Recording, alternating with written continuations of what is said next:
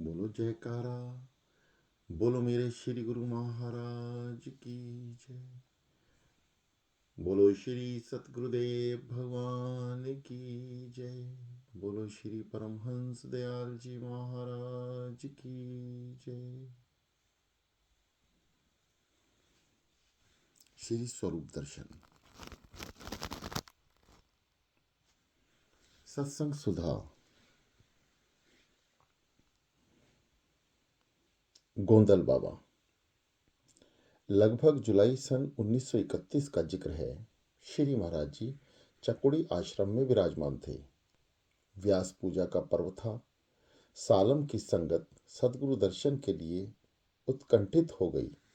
सर्व संगत में यह चर्चा होने लगी कि सदगुरु दर्शन को जाना है। बालक, वृद्ध, युवक, स्त्रियां सभी तैयार हो गए। 18 मील पैदल यात्रा और फिर गर्मी का मौसम। बच्चों और माताओं के कष्ट का विचार आया, परंतु रोके कौन रुकता है। अंत में यह फैसला किया गया कि गर्मी से बचने के लिए रात को सफर किया जाए। सवारी का तो कोई प्रबंध ना था। चांदनी रात थी। संध्या होते ही सब संगत इकट्ठी हो गई। संगत की संख्या 100 से क्या कम होगी। जयकारा बुलाया गया और संगत भजन कीर्तन करती हुई चल पड़ी। लाला चानन शाह भजन गाते जाते थे और भजन मंडली कीर्तन करती हुई आगे बढ़ रही थी। प्रेम भक्ति का यथा सागर ठाटे मार रहा था। बच्चे तो उछलते कूदते सबसे आगे जा रहे थे। किसी को थकान का एहसास न होता था। 8-9 मील का सफर तो नहर के किनारे अच्छी सड़क का था। भावड़ा के नजदीक नहर छोड़कर गांव की पगडंडियों और छोटे रास्तों पर चलना पड़ता था। भैरोवाल तक जंगल का रास्ता था। कोई अच्छी सड़क नहीं थी। छोटी छोटी पगडंडियां जंगल में होकर जाती थी। हम सब चलते गए। चंद्रमा भी अपनी अंतिम मंजिल पर आ गया और वृक्षों की ओट में छुप गया। अंधकार होने के कारण हम मार्ग भूल गए। रात के 2-3 बजे थे। जब कोई मार्ग सुझाई ना दिया तो हमने सब संगत को एक स्थान पर बिठा दिया और 4-4, 5-5 व्यक्तियों की टोलियां बनाकर इधर उधर रास्ता खोजने लगे। रात्रि के एकांत और अंधकार में कोई व्यक्ति दिखाई नहीं देता था। सब भूले भटके फिर रहे थे कि एकाएक किसी व्यक्ति ने आवाज लगाई, ओ बेलियों, कौन हो तुसी। आवाज से कोई देहाती किसान मालूम होता था। चौधरी असी रहा हैं, हमने जवाब दिया। एते रहा ता कोई नहीं, किसान बोला। चौधरी असी रहा भूल गए हैं, हम बोले।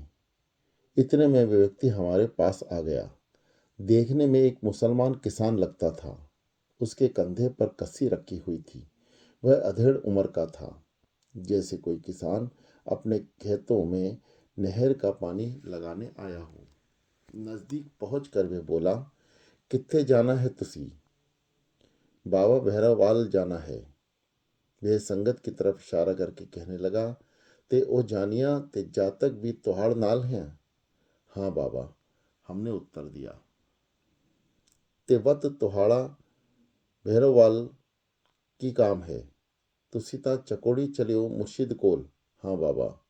चंगा, सदो ਉਹਨਾਂ ਨੂੰ ਤੇ आओ मेरे नाल, ਤੁਹਾਨੂੰ राह दिखावा। हमने संगत को आवाज दी।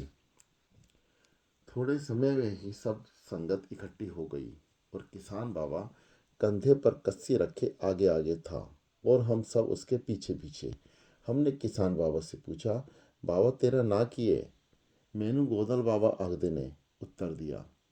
तू कित्ते रहंदा है। मैं रहना वाला गोंदलवाल दी झाड़ियां विच। गोंदल बाबा आगे आगे जा रहा था और कहता जाता था कि चकोड़ी वाला पीर बंदा रबदा है ते चंगा है, करनी वाल फकीर है। तो हिंदुआ दा पीर व मुसलमान उसनू मानते ने। अब गोदल बाबा रास्ते में आ गया था और हमसे बोला, इस पहानु छड़ना नहीं, ए भैरोवाल जांदा है। चंगा बोलिए सलाम होवे, अल्लाह अल्लाह करो अल्लाह वैली। अर्थात मैं तुमको सलाम देता हूँ, ईश्वर तुम्हारा सहायक हो। हमें तो रास्ता मिल जाने की खुशी थी, अतः किसी ने भी ये विचार नहीं किया कि गोंदल बाबा कहाँ चला गया। सफ़र करते हुए सब भैरववाल के नज़दीक एक कुएं पर पहुंचे तो पाँव फटने वाली थी। सब संगत आराम करने के लिए बैठ गई और रास्ते में भूल भुलैयों पर चर्चा शुरू हुई। सब ने गोदल बाबा का धन्यवाद किया। बाबा की सहायता की चर्चा हर जुबान पर थी, वरना हम भूले भटके रात में फिरते रहते। परंतु बातों बातों में आश्चर्य हुआ कि कंधे पर कस्सी रखे गोदल बाबा कहाँ से आ गए। वहां तो कोई ऐसी जमीन ना थी, ना ही नहर में पानी था। वहां भी कुआं तो कोई नहीं। शक हुआ कि गोंदल बाबा कौन थे। गोंदल कोई नाम भी तो नहीं, जाति अवश्य है, परंतु इस समस्या का समाधान नहीं हुआ। अंत में सब अपने मार्ग पर चल पड़े और प्रातः होते होते चकोड़ी आश्रम में पहुंच गए। दिन चढ़ चुका था। आश्रम में प्रवेश द्वार पर संगत ने खड़े होकर भजन गाया। देव दर्शन गुरु मेरे संगत सालम दी, खड़ी द्वारे तेरे संगत सालम दी।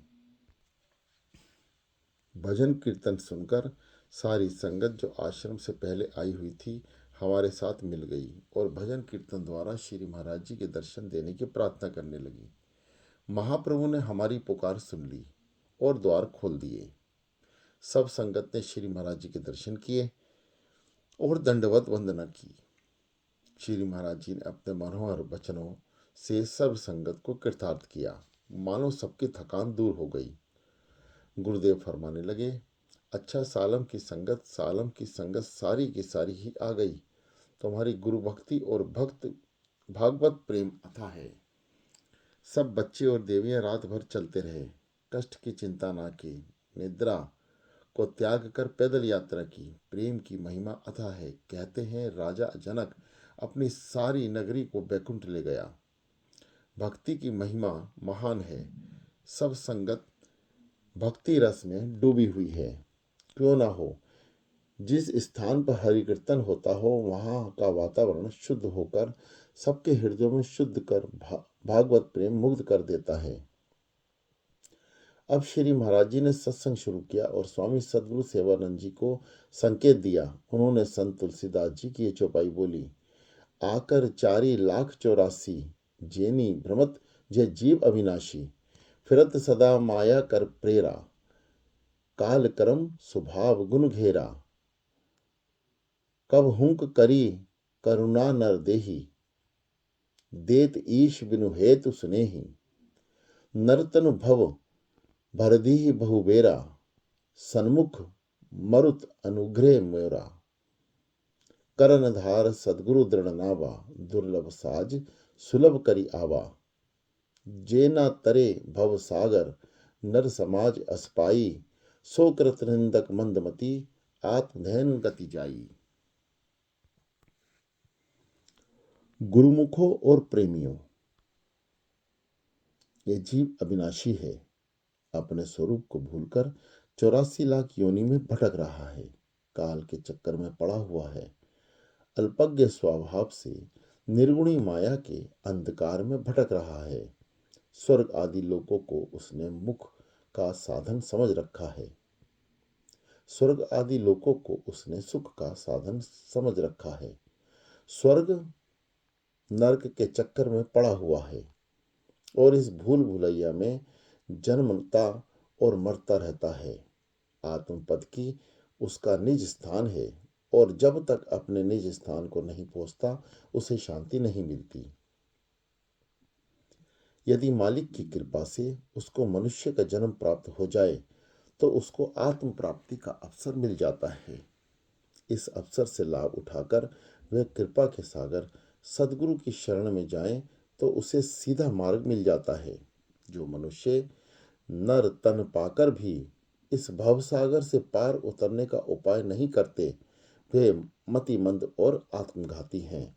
नर तन पाकर इस अवसर से लाभ उठा लें अर्थात मोक्ष प्राप्त कर लें, नहीं तो इसे 84 में बार बार भटकना पड़ेगा। देखो भाई, एक बात मैं तुमको पते की बताता हूं। सदगुरु का कार्य सतमार्ग दर्शाना है और अपने आप की पहचान कराना है। सदगुरु जिज्ञासु को ब्रह्म पद आत्मधाम पहुंचाते हैं, रास्ते के सारे कष्टों को दूर करते हैं। ओखी घाटी और मुश्किल पेंडे सदगुरु की कृपा से ही तय होते हैं। आकाश मंडल में भ्रमण करते समय एक ऐसा स्थान भी आता है जहाँ महाअंधकार है, जिसे भंवर गुफा कहते हैं। रास्ता भूलने का वहाँ डर होता है। इस महाअंधकार में प्रकाश करना और ठीक रास्ते पर अपने साथ ले जाना संत सदगुरु का ही काम है। वैतरणी नदी से पार उतरने के लिए पर्वतों के सीने चीरकर भारी घने जंगलों में डर की रक्षा करने के लिए सदगुरु का गुप्त साथ हाथ सहायक होता है। माया के बंधन को छुड़ाता हुआ सदगुरु अंत में आत्मधाम को पहुंचाता है, जो मन वाणी से परे है। अंदर और बाहर सदगुरु का सच्चा मार्गदर्शक है। अब श्री महाराज जी ने संकेत किया और स्वामी गुरु दर्शनानंद जी खड़े हो गए। उन्होंने ये शब्द गाया, भूले को गुरु मार्ग पाया, अवर त्याग हरि भक्ति लाया। जन्म मरण की त्रास मिटाई, गुरु पूरे की बेअंत बढ़ियाई। गुरु प्रसाद उर्ग कमल विगास, अंधकार में भयो प्रकाश। जिन किया सो गुरु ते जानिया, गुरु कृपा ते मुगद मन मानिया। गुरु करता गुरु करने योग, गुरु परमेश्वर है भी योग। कहो नानक प्रभु अहो जनाई, गुरु बिन मुक्ति ना पाइए भाई। गुरुमुखों, जब तुम अपना सतमार्ग भूल जाओ तो अपने सदगुरु को याद करो, यह तुमको रास्ते पर ला देगा। इसके बाद श्री महाराज जी सालम की संगत को संबोधित करते हुए, अच्छा भाई, तुमको बहुत कष्ट हुआ होगा। रात का सफर था और चांद भी छुप गया था। अंधेरे में तुम मार्ग भूल गए होगे। देवियां और बच्चे थक गए होंगे। तुमने रास्ता पाने के लिए बहुत खोज की होगी। हमने विनती की, श्री महाराज जी, एक किसान गोंदल बाबा आ गया था। उसने हमें अंधकार में मार्ग खोजते हुए पगडंडी पर लाद दिया। परंतु आश्चर्य तो यह है कि आधी रात को गोंदल बाबा कहाँ से आ गया। पानी तो नहर में था नहीं और खेतों को पानी लगाने वाला मालूम होता था। उसने कंधे पर कस्सी उठा रखी थी। श्री सदगुरुदेव जी कहने लगे, भक्तों के कार्य संवारने और भगवान स्वयं आ जाते हैं। भीड़ पड़े तो वे भूले को मार्ग दिखाते हैं। वे स्वामी हर स्थान पर मौजूद है और सहायता करता है। भक्त भगवान की भक्ति करता है तो भगवान हर समय भक्त की देखभाल करता है। जिस तरह माता अपने छोटे बच्चों का ध्यान रखती है, वही सच्चा स्वामी किसान का रूप बनकर वहां आया और तुम्हें रास्ता दिखा दिया। हैरानी की कोई बात नहीं। स्वामी से सच्चा प्रेम करने की यथाशक्ति है। भाव शुद्ध होने चाहिए। स्वामी को आने में देर नहीं लगती। सच्चे प्रेम और लगन की जरूरत है। श्री गुरु वचनामृत। व्यास पूजा का पर्व नजदीक था। मेरे मन में यह संकल्प पैदा हुआ कि क्या ही अच्छा हो यदि इस शुभ अवसर पर श्री महाराज जी दर्शन हो जाएं और व्यास पूजा का व्यर्थ रूप से लाभ मिल जाए। सदगुरु की कृपा से मुझे पता चला कि महाप्रभु भगड़े वाली कुटिया में पधारे हुए हैं। मैं गाड़ी पर चढ़कर संबंधित स्टेशन पर उतर गया। कुटिया तक आगे रास्ता पैदल था। जब मैं कुटिया से कोई 1 मील दूर था तो देखा कि एक खेत में 3-4 सिख किसान हल चला रहे हैं और एक महात्मा वहीं बैठे उनको सत्संग का लाभ दे रहे हैं। मैंने दूर से महात्मा जी को देखा और पूछने का विचार किया कि क्या श्री महाराज जी इस आश्रम में पधारे हुए हैं। पास जाकर देखने से पता चला कि वह स्वामी अडोलानंद जी थे। उनकी सरलता और प्रेम भरी मूर्ति को देखते ही दिल भर आया। मैंने सोचा कि कितनी शुद्ध तथा निर्माण वृत्ति है उनकी। अपने मोटे खद्दर के भगवे रंग की चादर जमीन पर बिछाए बैठे सत्संग दे रहे हैं, किसान साथ साथ हल चला रहे हैं तथा कीर्तन भी करते जा रहे हैं। महात्मा जी का सदा ये छल रहित गुरु भक्ति का रंग हुआ जीवन साधु वृत्ति के लिए एक आदर्श पेश कर रहा था। मैं जब कुटिया पर पहुंचा तो श्री महाराज जी ने उन महात्माओं का जिक्र किए बिना ना रह सके। दाता दीनदयाल जी ने कहा, वे वास्तव में ही सच्चे साधु हैं। उनका जीवन एक आदर्श है। मुझे ऐसे ही साधुओं की जरूरत है जो मन वचन कर्म से साधना में तत्पर हों, सांसारिक पदार्थों से वैराग्य और साधन संपन्न होकर जीवन व्यतीत करना ही परम कर्तव्य है। इस तरह मुझे कोई दिन तक श्री महाराज जी के सत्संग श्रवण करने का सौभाग्य प्राप्त रहा। अब मैं कुटिया पर पहुंचा तो श्री महाराज जी उन महात्माओं का जिक्र किए बिना ना रह सका। दाता दीनदयाल जी ने कहा, वे वास्तव में सच्चे साधु हैं। उनका जीवन एक आदर्श है। मुझे ऐसे ही साधुओं की जरूरत है जो मन वचन कर्म से साधना में तत्पर हों, सांसारिक पदार्थों से वैराग्य और साधन संपन्न होकर जीवन व्यतीत करना ही परम कर्तव्य है। इस तरह मुझे कई दिन तक श्री महाराज जी के सत्संग श्रवण करने का सौभाग्य प्राप्त होता रहा। एक दिन मैं श्री महाराज जी के दरबार में हाथ जोड़कर खड़ा सत्संग सुन रहा था। कुछ देर बाद मैंने श्री महाराज जी से आज्ञा मांगी। श्री महाराज जी बोले, हाँ, तुमने अवश्य जाना है तो गाड़ी किस समय जाती है? मैंने नम्रता पूर्वक कहा, दोपहर 1:कुछ पर। घड़ी तकिए पर रखी हुई थी। घड़ी देखकर श्री सदगुरुदेव भगवान जी ने कहा, अभी तो बहुत समय है। महाप्रभु ने सत्संग चालू रखा। बीच में घड़ी देखकर यह भी कह देते थे कि अभी बहुत समय है। जब 1 बजे के लगभग समय होने को आया तो गुरुदेव कहने लगे, अच्छा, जाना ही तो है तुमने? मैंने स्वीकृति से सर हिलाया। तब महाप्रभु ने एक भक्त को बुलाया जिसका नाम श्री कृपाराम जी स्वामी ध्यान प्रेमानंद जी ऋषि जी था। आप उनसे कहने लगे, साइकिल पर पंडित जी को बिठा लो और स्टेशन पर छोड़ आओ। महाप्रभु के जाने की आज्ञा दी और प्रसाद देकर मुझे विदा किया। अभी हम दोनों द्वार के बाहर निकल ही रहे थे कि गुरुदेव ने फिर बुला लिया। जब लौटकर श्री महाराज जी के पास पहुंचा तो उन्होंने ड्राइवर को कार स्टार्ट करने की आज्ञा दी और मेरा हाथ पकड़कर कार में बिठा लिया तथा स्वयं भी कार में आकर बैठ गए। स्वामी अभेदानंद जी जल का कमंडल और तौलिया लेकर आ गए। जब स्टेशन के पास पहुंचे तो श्री महाराज जी ने कार रोकने की आज्ञा दी तथा बाहर निकलकर एक पेड़ के नीचे बैठ गए। दाता दीनदयाल जी ने अभी तक मेरा हाथ पकड़ा हुआ था। अब वहीं पर सत्संग शुरू हो गया। हृदय सम्राट कहने लगे, देखो भाई, कितना एकांत का समय है और एकांत समय में गुप्त विद्या का साधन ही योग्य है। जरा ध्यान देकर सुनो। आज मैं तुमको ऐसा ज्ञान समझाता हूँ जो विज्ञान सहित है और इसी को राजयोग कहते हैं, जो अत्यंत गुप्त है। श्री महाराज जी ने आगे कहना शुरू किया, स्थूल शरीर में पृथ्वी तत्व प्रधान है।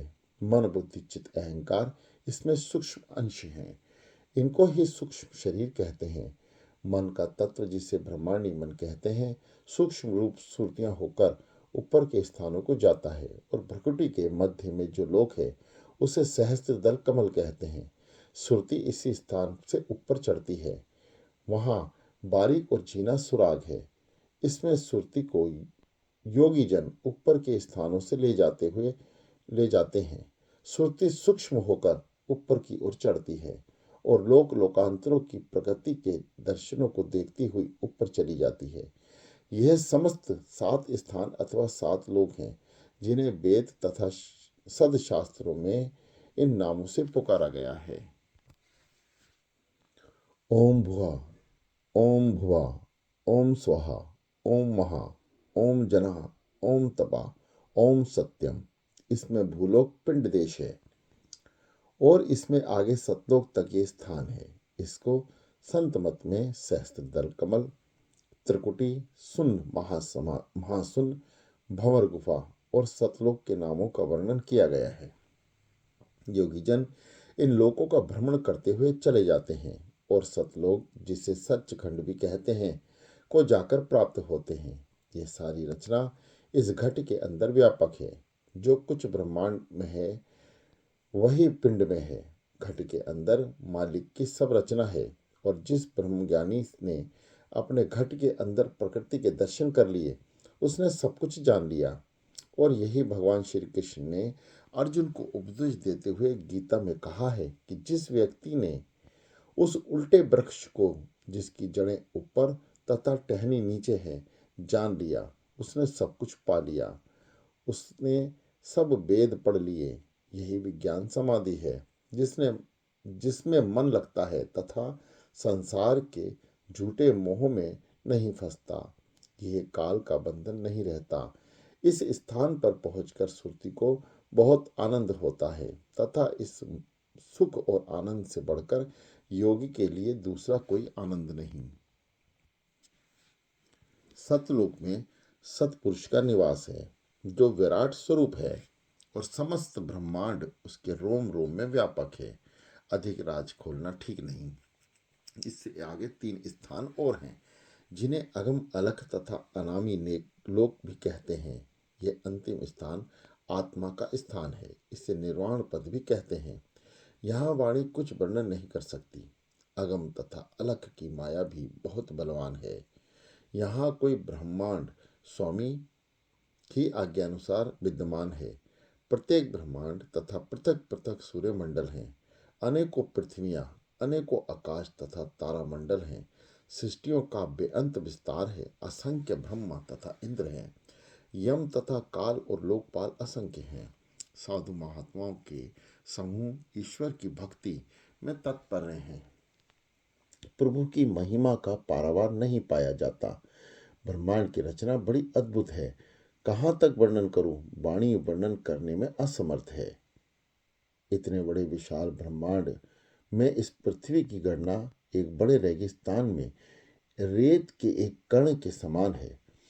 फिर मनुष्य तो समुद्र में एक बूंद कहना भी उसका दुरुपयोग है। ओहो, इतना बड़ा विशाल ब्रह्मांड! इस स्थान पर पहुंचकर श्री महाराज जी चुप हो गए और उन्होंने नेत्र मूंद लिए। उनके मस्तक से पता चल रहा था कि प्रकृति के अत्यंत सूक्ष्म गहराइयों में खो गए हैं। 2-3 क्षण तक उनकी यही अवस्था रही और फिर बोले, गुरुमुख प्रेमी, यहाँ पहुंचकर संत जन बेअंत बेअंत पुकारते हैं। कहाँ तक कहूँ, इस महान दृश्य को देखना विशाल हृदय तथा महान व्यक्ति का ही कार्य है। इतना विशाल ब्रह्मांड कभी स्वप्न में भी किसी मनुष्य को नहीं आ सकता। इस ब्रह्म मार्ग पर जाने के लिए विशाल हृदय की जरूरत है और इसके साथ ही प्रभु मिलन का प्रबल जिज्ञासा। भला वे व्यक्ति जो इस तुच्छ संसार के विषय विकारों में लिपटा हुआ है और विष्ठे के कीड़े के समान विषय में लीन है, वह इस मार्ग पर कब चल सकता है? सर्वप्रथम तो संसार के विषयों से निकलना ही कठिन है। यदि कोई जरा इससे ऊपर उठे तो उसकी दृष्टि स्वर्ग पर आकर जम जाती है। भला कोई उस बुद्धिमान से पूछे कि यह स्वर्ग तो भी एक तरह का विषय है, इसमें मान लगाकर कौन सा बड़ा काम लिया? स्वर्ग के सुखों को भोग कर भी तो पृथ्वी पर फिर आना है। यदि ज्ञानी पुरुष को स्वर्ग मिल जाए तो वह उसके लिए एक दंड है, अतः ज्ञानी को इससे भी ऊपर जाना है। उसका ठहरना उसका काम नहीं, क्योंकि उसका आदर्श बहुत ऊंचा है और उसने निर्वाण पद को प्राप्त करना है। यदि वे रास्ते में फंस गया तो फिर से जन्म मरण के बंधन में आ गया। योगी जन सब आग्रहों और उलझनों को छुड़ाते हुए आगे बढ़ जाते हैं और मार्ग में भटकती हुई आत्माओं को अपने साथ आगे ले जाने की इच्छा रखते हैं। उन महात्माओं को आगे तक ले जाने की कोई खुशी संत जनों को होती है, वह वर्णन से परे है। उन पर सच्चे स्वामी की कृपा होती है, इसलिए सच्चे संतों का परोपकारी जीवन है। माया के विषय में फंसे हुए संत का स्वांग भरते हैं। परम संत की तो माया दासी है, परंतु माया के दास तो संत नहीं। और सुनो, शून्य और दशम द्वारा तक पहुंचे हुए को गुरु कहते हैं और सतलोक में पहुंचे हुए को सदगुरु कहते हैं। निर्वाण पद को प्राप्त हुए को परम संत कहते हैं।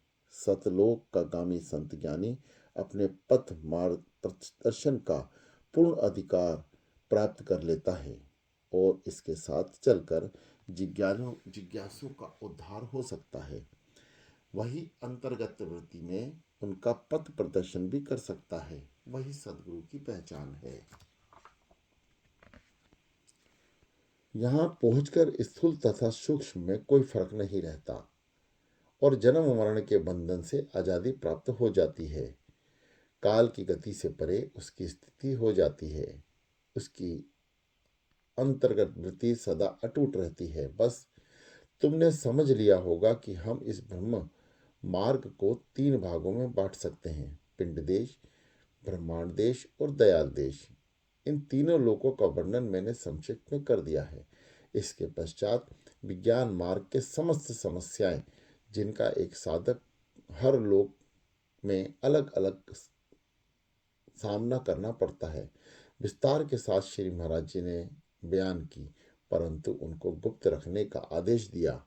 तब श्री महाराज जी ने मुझे गाड़ी पर जाने की आज्ञा दी और दूसरे महात्मा जी से कहा, इनको टिकट लेकर गाड़ी पे बिठाओ। हम दंडवत प्रणाम करके स्टेशन की ओर चल दिए। टिकट घर की खिड़की खुली थी। महात्मा जी ने टिकट लिया और मुझे दे दिया, परंतु मेरे बार बार कहने पर भी पैसे नहीं लिए। प्लेटफार्म पर पहुंचे तो गाड़ी आ गई और मैं महात्मा जी को नमस्कार करके गाड़ी पर बैठ गया। मेरे मन में कई विचार आने लगे कि गाड़ी कौन सी है। 1 बजे वाली गाड़ी तो कब की निकल गई होगी। पास बैठे एक मुसाफिर से पूछने से पता चला कि वह 1 बजे वाली गाड़ी ही है जो कि 2-2.5 घंटे लेट चल रही है। मैं अपने विचारों में मग्न जब अपने स्टेशन फुलावारन पहुंचा तो मेरे विचारों का तांता टूटा। मन की पवित्रता। एक बार श्री महाराज जी की सेवा में सत्संग के लिए कुछ समय लेकर खड़ा था। कई और जिज्ञासु भी समय मिलने की प्रतीक्षा में थोड़ी दूरी पर खड़े थे। एक एक अपनी शंका समाधान के लिए श्री महाराज जी के पास आता था। अकस्मात ही सामने खड़े एक जिज्ञासु को संकेत करके गुरुदेव ने बुलाया और उससे कहा, पहले तुम बताओ कि तुम क्या कहना चाहते हो। श्री महाराज जी ने उसकी चेष्टा को भांप लिया था और वह महाप्रभु के पास आया तो मैंने उसके सिर से पांव तक देखा। ऐसा लग रहा था कि वह कोई सेठ साहूकार है। वह श्री महाराज जी के साथ हाथ जोड़कर प्रार्थना कर रहा था। मेरा मन बहुत मलिन है, भजन भक्ति में नहीं लगता। मैं सदा अपनी व्यावहारिक सत्ता में लगा रहता हूँ और दूसरों की जेबों से धन निकालने की गलत तरकीबों सोचता रहता हूँ। मैं कई बार इस मन को कह चुका हूँ कि तू शुद्ध व्यवहार कर, पर यह मन मानने में नहीं आता। अब मैं आपकी शरण में खड़ा इसको धिक्कार रहा हूँ, परंतु मेरा विचार है कि यह मन बिना आपकी कृपा के मेरी तो मानेगा नहीं, इसलिए आपसे कृपा का दान मांगता हूँ। सहज भाव से दाता दीनदयाल जी बोले, देखो यह सामने जो आंगन है जहाँ सत्संग होता है, साधु समाज और सत्संगी माई भाई बैठते हैं, वहां जाकर पहले एक झाड़ू देकर उस स्थान को साफ कराओ, फिर मेरे पास आना, मैं तुमको कुछ अपनी कृपा दे दूंगा। यह सेठ फौरन चला गया और एक झाड़ू लेकर उस स्थान को साफ करने लगा। मैंने प्रार्थना की, महाप्रभु आपने इस व्यक्ति को यह अद्भुत सेवा दी है। यह तो एक बड़ा सेठ लगता है, संभवतः इसके कई नौकर चाकर होंगे। श्री महाराज जी मुस्कुराए और फिर कहने लगे, भाई हमने इसको अपनी कृपा देनी थी, इसकी कीमत धन नहीं। धन लेने से तो अहंकार बढ़ेगा और इससे संत सेवा लेनी है। कुछ समय मेरे साथ सत्संग होता रहा। वह व्यक्ति झाड़ू देकर वापस आया तो महाप्रभु ने पूछा, बताओ अब क्या चाहते हो। वह कहने लगा, महाराज अब तो मन शुद्ध हो गया है। गुरुदेव बोले, यदि फिर भी तुम्हारा मन कुछ उछल कूद करे तो मान रहित होकर संत समाज की ऐसी सेवा करना जिससे तुम्हारे मन पर कड़ी चपत पड़े। तुमने संत समाज के स्थान पर झाड़ू देकर उसे साफ किया है, इससे तुम्हारे मन पर भी झाड़ू फिर गया और वह साफ हो गया। अब जरा सोचिए कि यह कोई कितना ज्ञानी ध्यानी तो था नहीं, उसके उद्धार के लिए कैसी सहज युक्ति बताई श्री महाराज जी ने। बोलो जयकारा, बोलो मेरे श्री गुरु महाराज की जय।